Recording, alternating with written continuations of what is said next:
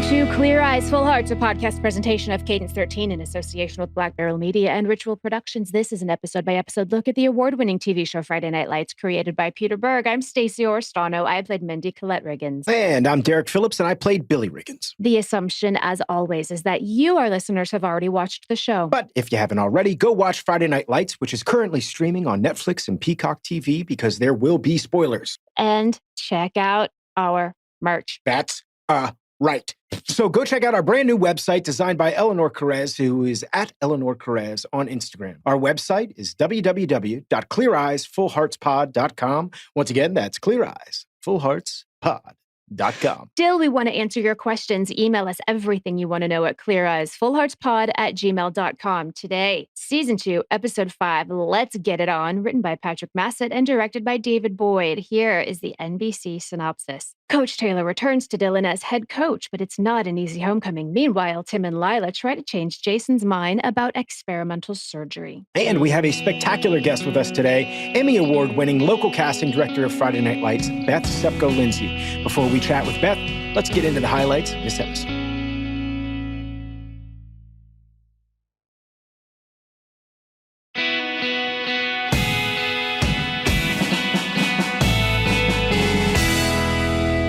Lila goes to Mexico. I found myself again asking this question.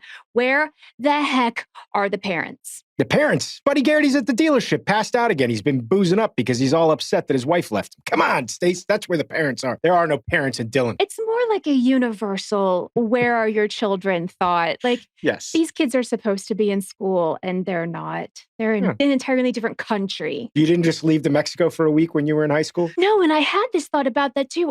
There's no way I could have afforded that in high school. Like, it's insane to me. Yeah, but you didn't have that Jason Street money. I guess I didn't have that $10,000 bag of cash. I mean, we skipped school. We would go to the beach. Well, I grew up in Miami, so we go to the beach. I'm not saying we went on we didn't go to Hawaii. I was in Arlington, the basic top middle of Texas. We didn't have any water. There was nothing fun to do in my town. Skip school and you don't have anything to do. No, we would skip school and we'd go to the beach. The whole entire senior class would just skip one day. I'm sure there were a couple geeks who actually went to school, but yeah. There were. You get that perfect attendance. That's right. Meanwhile, this scene with Coach and Tammy is quintessential FNL. And this dynamic, the shorthand that the two of them have, is what makes them the most beloved television couple. I would say still the most beloved television couple. I just love watching these two work together, and it just feels right having Coach back in town. Do you think they did a chemistry read together? It would make sense, right? When we have one of them on, I want to ask. I never even thought about it because they're so good. Well, I know Connie had the job before Kyle did. Yeah, so it would be a chemistry read for him. Yeah. Interesting. Okay, D. In this practice, Coach switches up the defense and offense to loosen them up. I've never seen that. I've never heard of it. Is that a thing that happens? I wouldn't say that it's necessarily a thing that happens. I went to a smaller high school, so we had a lot of guys who went both ways. They played both offense and defense. I don't know that I've ever seen a whole team switch sides. It sounds more like an acting exercise that you would do. We would do that occasionally in college, like, I'll play your part, you play mine. That surely wouldn't happen on a professional level, but at the high school level, why not? The non-starters on a high school football team are basically practice squad anyway, so they get used to playing both offense and defense in practice. It's just a way for Coach to remind these kids why they play the game to begin with, and that's because it's fun. I think that's what he was missing at TMU, and you can tell by the grin on Eric's face that he happens to be really enjoying himself, and we as an audience just like having him back in Dylan. That seems to be Coach's thing almost always. That's his through line almost throughout the whole entire series, is that I love football. Football's a great game, and I want you to enjoy it. When he sees the game being tarnished by money or being tarnished by ego, he's always going to go back to trying to find the purity of the game and what makes it such a wonderful game. I gotta tell you, I could do without Coach Mack talking about riding in the saddle. Mac McGill is a bona fide Renaissance man, Stacey. Is he? He's buying tulips for Susan, his wife. He's a well-read man. He listens to the psychiatrist doctor on the way to school. Oh, that's true. He does seem to know what his wife likes. I like that. He does. The problem is that he wants to let us know what his wife likes, and sometimes those are things better left unsaid. But yes, Mac is very open with Coach about him getting back in the saddle. Oh, dear God. Also, I rewound to make sure that I heard this the right way, but I was like, wait, is that cop talking about me? Because all I heard was him saying, and her sister's a stripper. But I was like, wait, who are they talking about? And then we see that it's Tyra, and I'm like, oh, they're talking about me. Yeah, we come in on Landry's dad listening to a couple of cops reading the rap sheet. of Tyra. And I didn't know the rap sheet was that long. She has an indecent exposure. It's nothing terrible, but it's not It's good. not great. No, she hadn't killed anybody.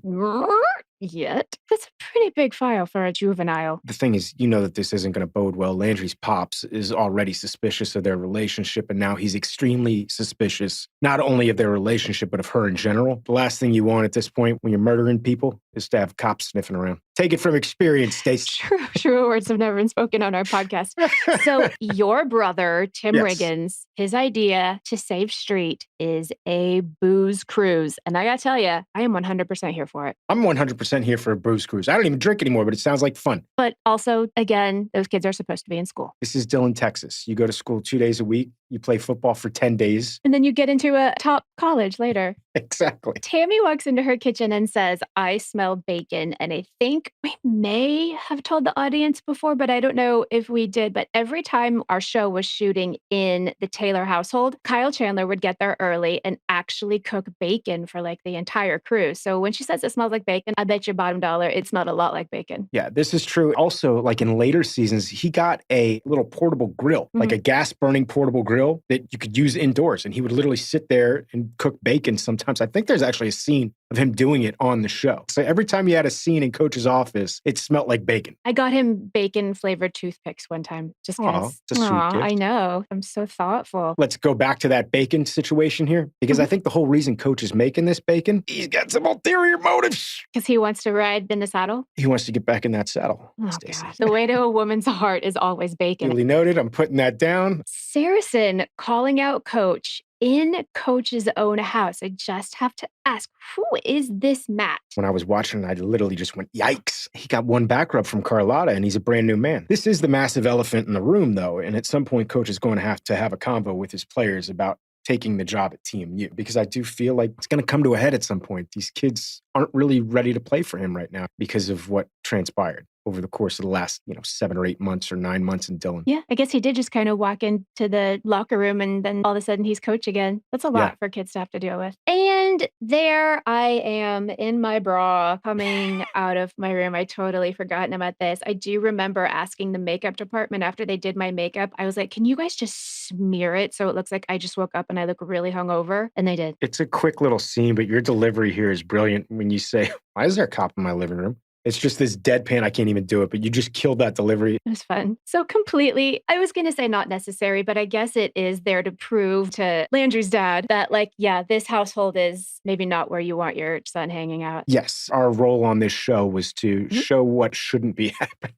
Yes, what you don't want to become is me. That being said, this scene between them breaks my heart because Tyra, especially for the past little bit, has been working so hard to make this new image of herself and be the person that she wants to be and get out of Dillon. But you can't stop that, man. All these people still have their old feelings about who she is and who our family is. And is she ever going to get away from that? Yeah, and I think a lot of that is guilt by association. You've got a stripper sister. Your mom probably has a pretty terrible reputation in town. We don't know Tyra's father, but I think it's safe to say that before their dad bolted, he probably didn't have the greatest reputation. It's a small town. The apple doesn't fall far from the tree kind of thing. It's tough. I did want to say Glenn Morshower crushes it in this scene. He's so good. I get his side of it too. I mean, he's trying to protect his son. And you and I know that Tyra's a good egg as an audience member, but it doesn't matter. It's still a kick in the teeth to watch this scene. Yeah, because his son is just that kid that started, an algebra club and nobody showed up. Right? He probably wants to stay that kid forever. Yeah. Again, Tim Riggins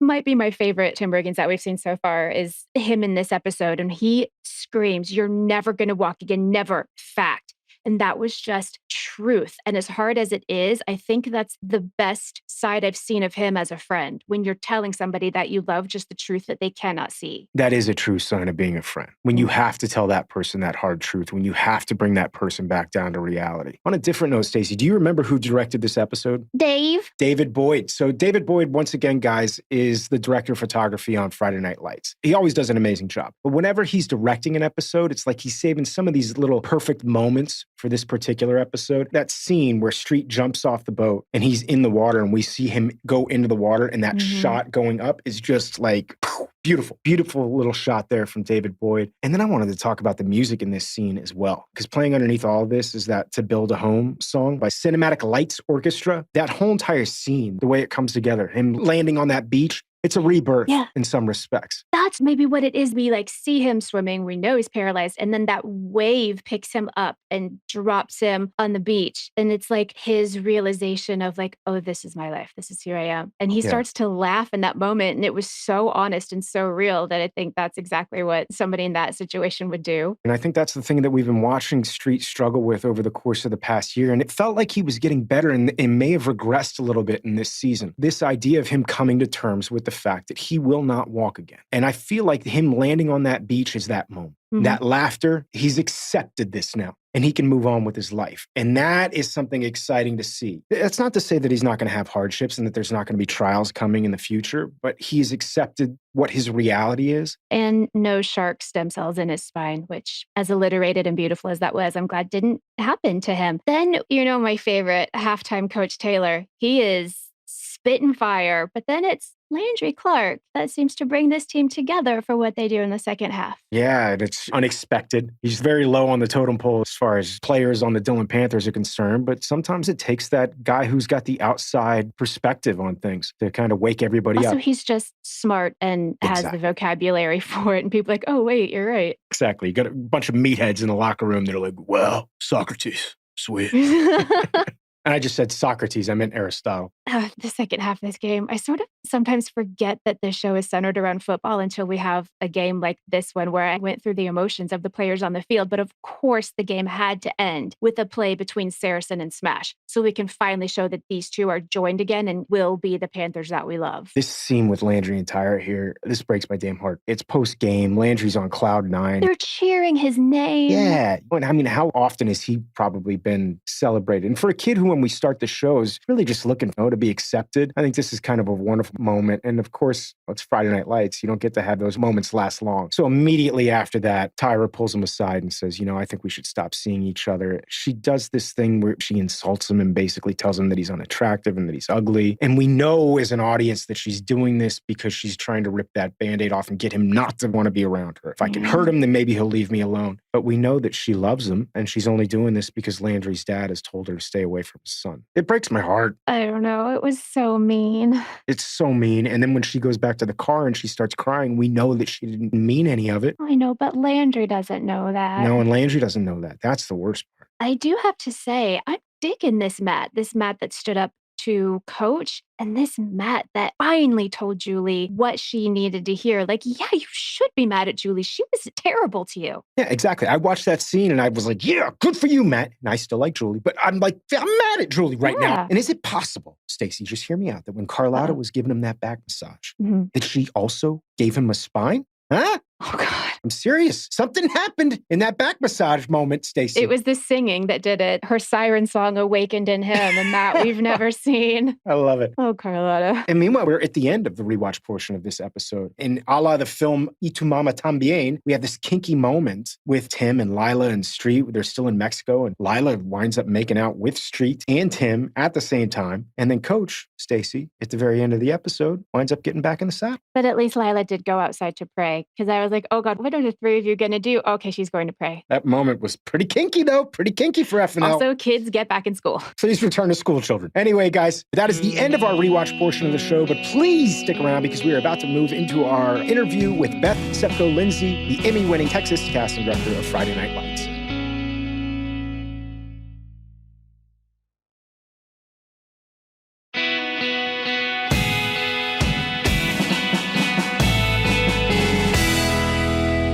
Hey, everybody. We are delighted to have the ridiculously talented casting director, Beth Sepko-Lindsey, here with us on the show today. Beth has been nominated for 5 Emmy Awards and won her first Emmy in 2007 for her brilliant work casting Friday Night Lights. Beth was the local casting director on FNL and was responsible for finding many of the characters you know and love, including Grandma Saracen, Buddy Garrity, Mama Smash, Street's parents, Saracen's dad, Becky Sproles, Wade Aikman, Principal Burnwell, the Swede, Mac McGill, Angela Collette, Dallas Tinker, Vince Howard's mom, Mayor Riddell, Guy Raston, Glenn Reed, and both Stacey and I. Basically, we owe our careers to you.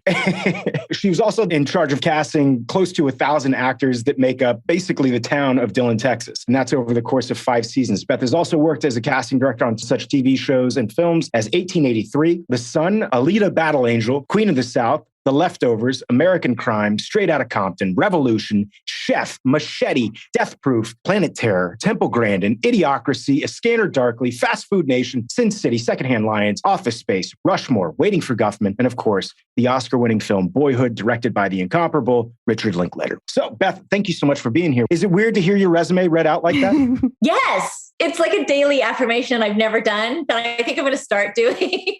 Yeah, just call me up and I'll read your resume to you. That'd be great. Never feeling down. So first and foremost, just for the fans of the show, I know what a casting director is, and Stacey knows what a casting director is and what you guys do. But I think, for people that are outside the business, it might be helpful if you could explain exactly what it is in your words. I consider myself the conduit from the talent to the director or producer, depending on your medium, to find each other. I like to bring the creative team's vision to life and help them sort of paint the picture, both emotionally and physically, really, with the humans standing in front of them. So how did you wind up getting into casting? Like, how does that path start out? I was an agent first. Basically in school, I did plays and things and competed in UIL competitions, but I didn't necessarily have the strength or just need to pursue acting and leave Texas. So I was an agent for several years. And then at some point realized I either needed to be an agent for the rest of my life or do something else. And at the time, there was a casting director who did commercials who seemed to go through assistants fairly quickly. I won't say her name. And I decided, you know what, maybe I'm going to leave agenting behind me and get into casting. So I assisted her for about a year. And then suddenly an opportunity came up to do extras casting on a TV movie, which I'd never done, had no idea, was totally flying by the seat of my pants, making stuff up. And then, a few years later, got my first gig casting principals, local casting on a Disney film called Rocket Man, which is a big deal. And basically there was a line producer who said, I always root for the underdog, and gave me an opportunity. It was very cool and just kind of continued from there. Friday Night Lights was a huge opportunity. There hadn't really been a network television show in Austin, and I wanted that so bad. At the wrap party, I told Pete Berg and Sarah Aubrey, you changed my life. Friday Night Lights changed my life. Vice versa, like Stacey and I can say the same. I remember like it was yesterday, the first time I auditioned for you. I remember you calling me back and saying, hey, Pete Berg's going to be in town tomorrow. Can you stick around? And I was so broke. I had to sleep on a friend's recliner that night because he didn't even have a sofa. Only handed me half of a headshot. No, what? I don't remember that. So you had a weird history of handing me sort of crap headshots. No. There was one that literally looked like a tire had run over it. It had bumps from asphalt. I'm not even sure if there was a resume. And I was like, dude, I'm handing these to directors. The very next time you came in, you handed me a headshot. You had it in your hand where I couldn't see the whole thing. And it looked pristine and lovely. And I said, very good. And I turned and walked away and I looked and it was literally torn in half. You had only handed me half of it. And I fell on the floor laughing. It was the best joke. And it just showed me your personality. And it was just a scream. And I tell that story over and over. I don't remember that. That's a bold move. Headshots are expensive and you were broke. So I get it.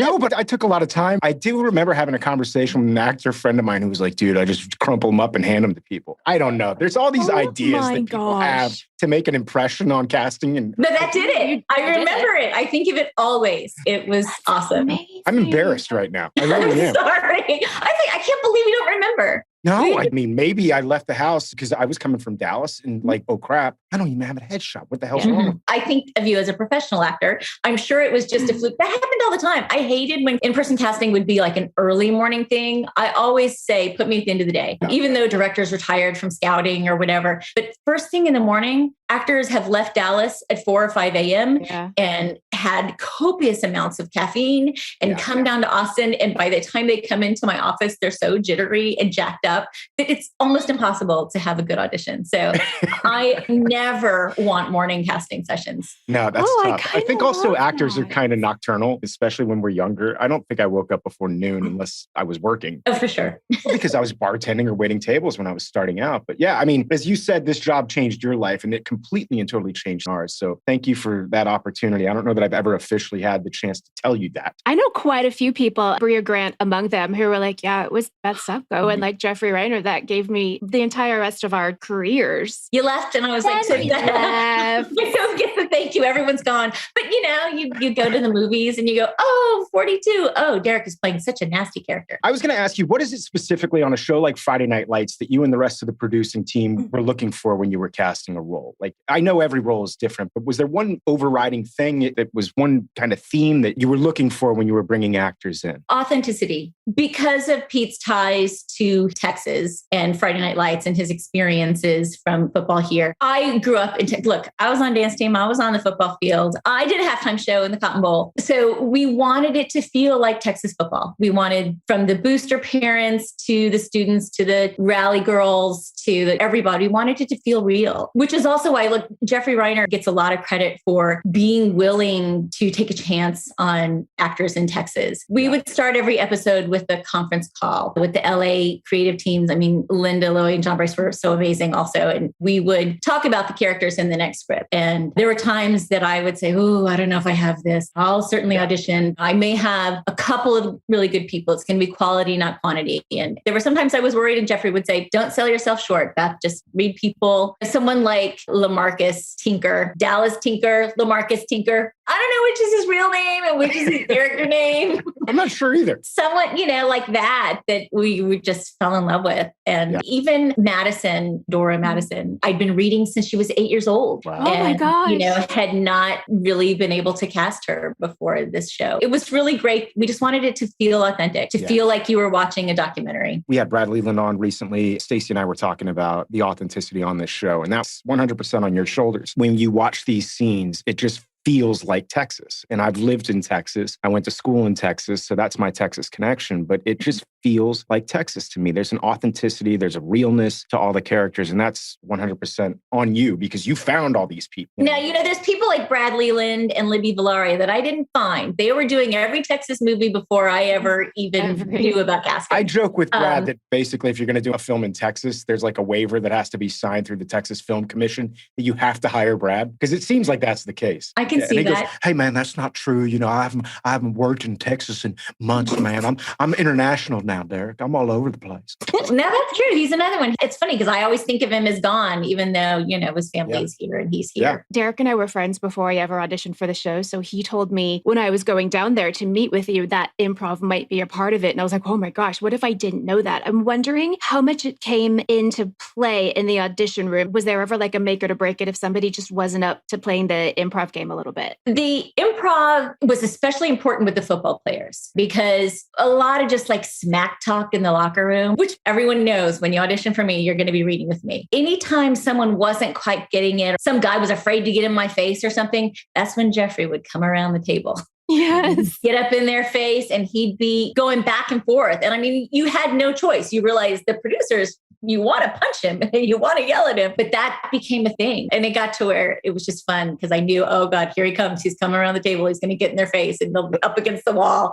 And it was great, and then we'd all laugh about it and have a good time. But it was definitely a part of it. Look, there was amazing dialogue written and we never wanted to lose any of that. But we did also want people to feel authentic and to feel like their age and the age of the characters in high school. And I think some of that is knowing how the kids talk these days. Stacey, you weren't the only friend that I had in Dallas. I had lived in Dallas when I got Friday Night Lights. Steve Walters, who played Glenn Reed, my buddy Joey Oglesby, who played Guy Raston, Lynn Blackburn, who was on the show in later seasons. That was the one piece of advice for everyone. I'm like, hey, go in there knowing that they're going to ask you at some point in time to improv and just go with it. When we cast Angela Renee as Michael B. Jordan's mom, she was fortunate. The first time we met her character, Pete Berg was there for casting and either directing that episode or just around. And she did the scene and she was amazing. I think it was a callback since it was a recurring role. And he did the coolest thing. He took a pin and he put a black X on the wall. And he told her, there's a rat nailed to the wall. So you are coming out of your high and maybe it's really there. Maybe it's not there. Just do the scene, but that rat's on the wall. And she just every once in a while would look and sort of indicate, but then go back into her conversation. It was so amazing. It was very subtle. And it just made like such a difference. She didn't really change anything in the way she did the dialogue, but just that weird every once in a while look. And it was very subtle. It wasn't a huge reaction at all. But when they called me from the network with studio approval, they said, was there something on the wall? And I said, yes, there was. There was a rat nailed in the wall. They're like, we like Angelo. Oh, what is up?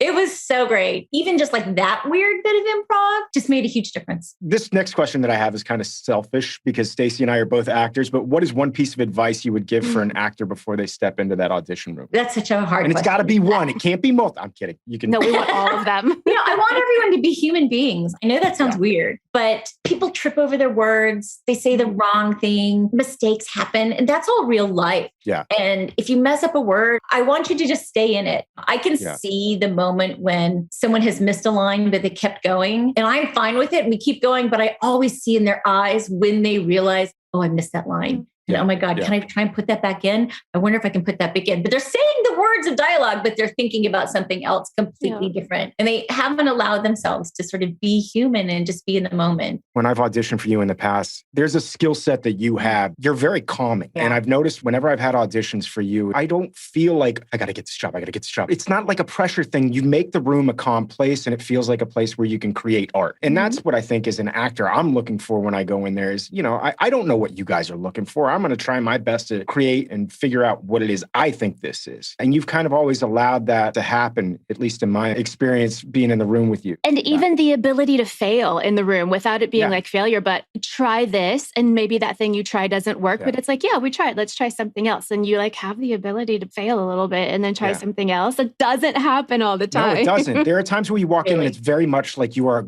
trying to get a job. And with you, it always, even if I didn't get the job, it felt like I've got the job and this is our moment to kind of work on it. You know what I mean? We're going to try and work on it and see what this is. And it was an artistic experience. And you walk out going, man, that felt great. And then you may not get the job, but it doesn't matter because you had that moment for that day. I kind of look at acting and auditioning nowadays as like, this may be your only opportunity to act this week. So, well, thank you so much. I love to hear that. And I want it to be a safe place. And look, that's the great thing about being in this community and not like in the gigantic, it is a small community anyway, but being here, it's like I haven't seen you guys. And so it's like when I get to bring you in and we get to have fun, I want you to get the job just as badly as you want the job. That's what the feeling is. Like you have somebody on your side. I got to sit on the other side of it because I ran a theater company for a little while. And so I got to sit on the other side of the desk. And it was always amazing to me because I don't know, I think when I was younger, maybe starting out in the business, there was this idea like you were the person preventing me from getting my job. Not you specifically, but casting directors. It's these scary people that are the ones in the way. And it's like, well, no, dude, I realized when I sat on the other side of the table, I'm not wasting my own time. If I brought you in, it's because I honestly think that there's a good chance that you might be right for this role. Yeah. That changed my fundamental thinking about the role of a casting director and what my role as an actor is when I go into the room. I think everyone should have that opportunity. That is the thing. Obviously, we want you to get the job. And there are times I do want to see what your idea of the character is, because sometimes I don't know what I'm looking for until I see it. I want to be open to whatever your interpretation is. I'm glad to know that I have created that environment, and that is what I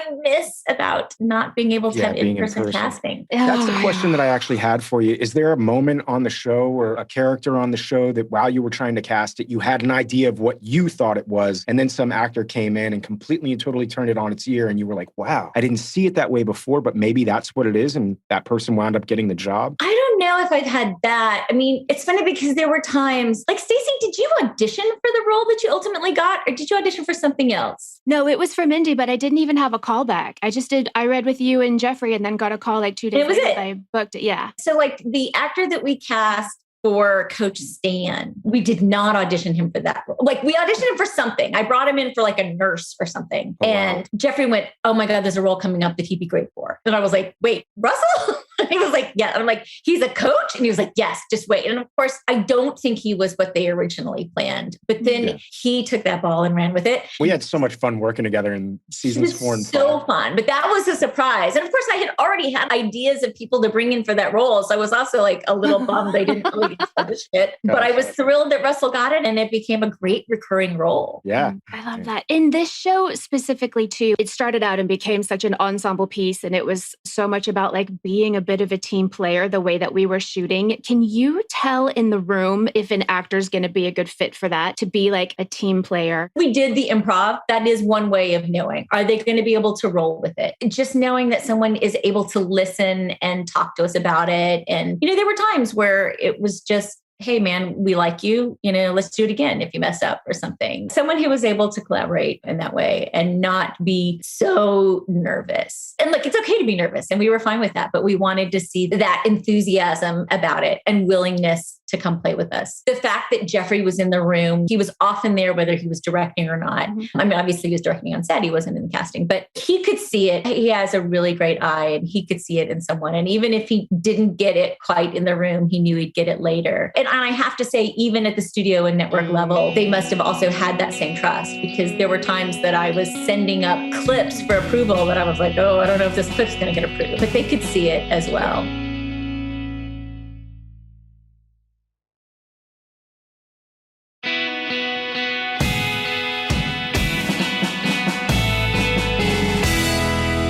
Was there any role in particular that you guys had a really, really difficult time casting? And can you talk about that? You know what? Stanley Bo Miller. We went through a lot of kiddos. I had read Jay early, and I don't think he really gave the performance that the guest director at the time really wanted. And I kept saying, but don't you see it in there? I mean, I read, and we did casting session after casting session with all these little kids. And like at some point, Reiner called me and was like, all right, what's going on? Like, why can't you find this kid? And I was like, can I just show you a kid? I just think this kid's got something, and he's little and he loves football anyway. Like, he is Stanley Bo Miller. And I showed it to him and he was like, oh yeah.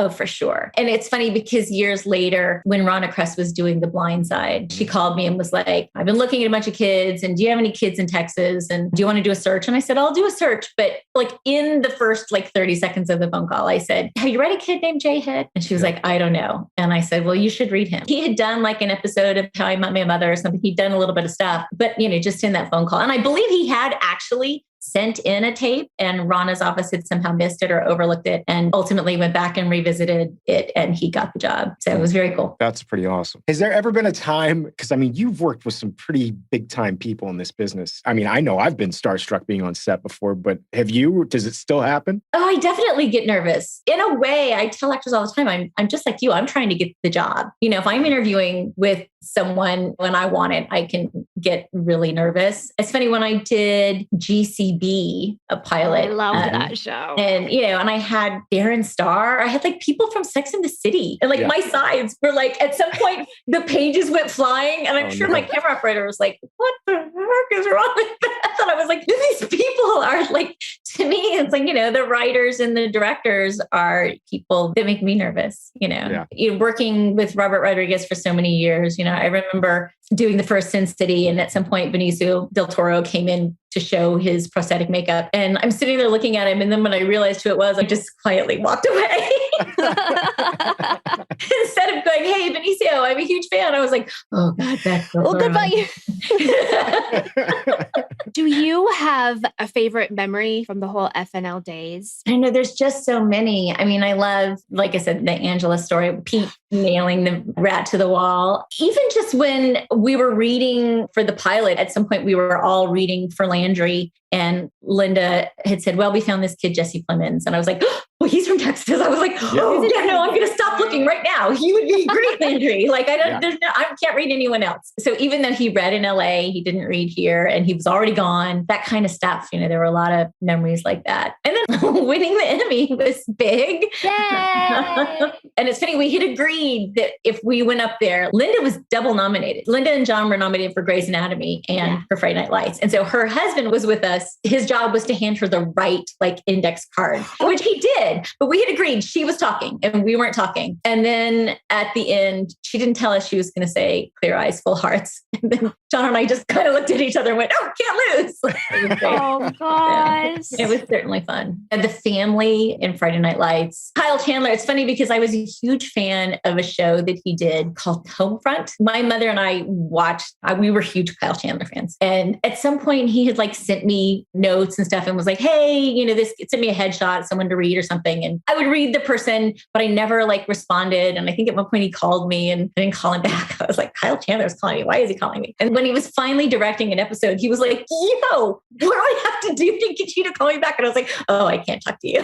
You're Kyle Chandler. Oh, because of that. He's thinking you're like shining him because you're being a big shot. No, I'm just like, no, I was a fan when I was a kid. I was like, I can talk to you. That's funny. So is there a project that you're working on right now or something that you've already cast that's coming out that you want us to know about? Well, it's crazy the way the pandemic has changed what we're doing and how we're doing it. The series that I'm starting right now is shooting in Oklahoma. It's not even in my neck of the woods, which is as a location casting director, that's what I normally do. But it is currently untitled Tulsa Project starring Sylvester Stallone. And he's like a mafia guy. I literally just read for did you really? a week ago. I didn't know you were working on that, but yeah. Which role did you read? The bar owner. Yeah. Okay. Take a look at my tape. I knew what we were reading you for. Very nice. Yeah, well, take a look at my tape. I'll send you a headshot that's fully formed. You'll get the other half of the headshot this time, the bottom exactly. half. Exactly. That's exactly what it is. It's super funny, even though I'm not sure that they're touting it as a comedy. It totally is. It's great. No, there's some great moments in it. Are we allowed to say who the writer is on it? Or? I think that's public knowledge. You can find that in the trade. So Taylor Sheridan is on that one. Well, and Terrence Winter and the guys from Sopranos, Boardwalk Empire, like, it's like, it's great. It's really, Taylor having just come off 1883 and to see Taylor part of that as well. And all that. Yeah, that's very cool. I should have known that you were a part of that, obviously. Well, I'm excited to be a part of it. It's interesting because I'm trying to lean heavy into local Oklahoma, like we did on Friday Night Lights, leaning into Texas. I've been trying to read a lot of people in Oklahoma, but then also every show that shoots up there pulls some people. It's the same drive from Dallas to Oklahoma City as it is Dallas to Austin. Did it many times. Yeah. So that was one other question I had for you, and then we're going to let you go. But with the pandemic and everything that's kind of happened, your job has changed. We were talking about this when we first got on the phone with you here today. Your job has changed a lot. Our job as actors has changed a lot because we're not in the room anymore with you guys. Yeah. So what's the biggest difference that you've seen from that? And do you think it'll go back to normal at some point? It's funny. I don't know if it was when people first started coming out of lockdown, another casting director was doing a workshop and asked if I would come be a guest speaker. And I walk in the door and Grandma Saracen's in there, Luann Stevens is in there. And I'm like, why are you taking a workshop? There's nothing I can teach you. Like, you teach me. She said, no, everything is self-tape. And she said, I don't get any feedback. I don't know. I get 2 pages from a script. I know very little. And it was a struggle. I mean, I totally empathize with you guys not being able to get your questions answered. And that's the thing, my entire casting career, people walk in and I say, do you have any questions? And it's not a trick. I tell people, that's not a trick. Do you have a legit question? I was doing a series called Lone Star and Peter Horton was the producing director. And he was like, oh, stop asking that question. That's a bogus question. And I'm like, no, they might have a real question.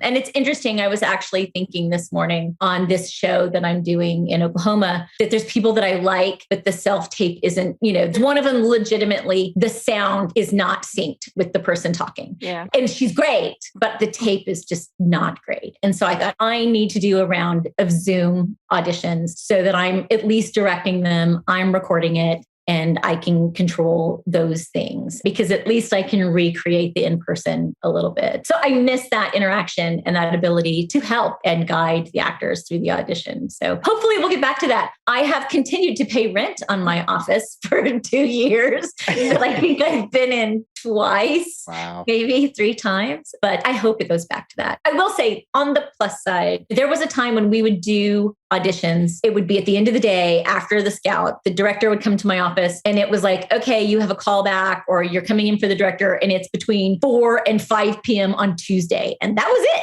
Like if you couldn't get in, you didn't read. And so now that you can send in a self-tape and you can do it pretty much whenever you have the ability to do that and send it in and be seen, I do think it's opened up that and given people opportunities that maybe people felt like they missed opportunities in the past. I mean, for me, I actually enjoy it to a certain degree. I have actor friends of mine that have massive anxiety when they go into rooms. Sure. So I know for them, they don't have that anxiety when they're on set, but they have it when they go in the room. But there's also sometimes you have the distractions of other actors in the waiting room making noise or or yeah. anything can throw you. I remember an air conditioning unit going off in the middle, or there was a casting director who had her dog in the office and the dog started barking and I'm trying to get through this. Yeah. So yeah, you've got the convenience of putting what you think the best take is. But that is one of the problems. I know that there are jobs, I can't say 100% that I got them because of this, but I got done with my audition in the room and I could tell that maybe not everyone was 100% on board. And then I have the opportunity to say, hey, do you guys want to see that a different way? And sometimes they go, no, we're good. And you walk out the door. But then there have been one or two times where, a director will go, yeah, I don't think he's that angry. And so now I've got something that's an adjustment. And I do feel like there have been times where I kind of want it after my audition. Right. And so it's a bummer that that's not there. I do tell people when they're sending in self-tapes, if you have any questions or send me multiple takes, upload them separately so that I can delete the ones that I don't want to show that people may go, why did they do that? I believe that I have found a way to help the actors with the way that we're doing things now by doing simple things like that. Sounds like it. I don't want it to completely and totally go away, but I also would like to have in-room auditions at some point. Maybe. Yeah, I'd like a hybrid. Callback. Yeah. Which is what we've done, especially on the things that I've done recently. I've done where we started with in-person. I gave the actors the opportunity, especially since it's still Texas. Anytime I audition people, they're from Houston, Dallas, San Antonio, Austin, Corpus. So I give them the opportunity to come in person, which some just desperately wanted to do and drove from Houston or wherever. I had an argument with a good actor friend of mine the other day about it. And I'm like, I love self-taping. And she's like, I can't stand it. I mean, I kind of like the freedom of, I got props. Like, sure, absolutely. And you can go, I hate that. Do it again. Yeah, exactly. Exactly. Yeah. No, so we gave them the opportunity and I start with the in-person and then my entire session just switches to Zoom. People who couldn't make it, well, here's the self-tape. That drive from Dallas to Austin was a kick in the... Yeah. It's gas and it's time and it's kicking off work. It's a lot. Beth, we have taken up enough of your time. I can't thank you enough for coming. Thank you so much for having me. I'm thrilled. I'm rewatching the show with my daughter. I was actually rewatching. I'm a little further along than you guys. Yeah, it's bittersweet. It was such a fun time and such a wonderful time in both of our lives for Stacey and I, and I'm sure for you as well. You guys are great. It's so great to see you both. Thank you. You so too. Great to see you too, Beth. Okay, guys, that is it for season 2, episode 5. But please join us next time for episode 6 entitled, How Did I Get Here? But until then, clear eyes. Full hearts. Can't lose.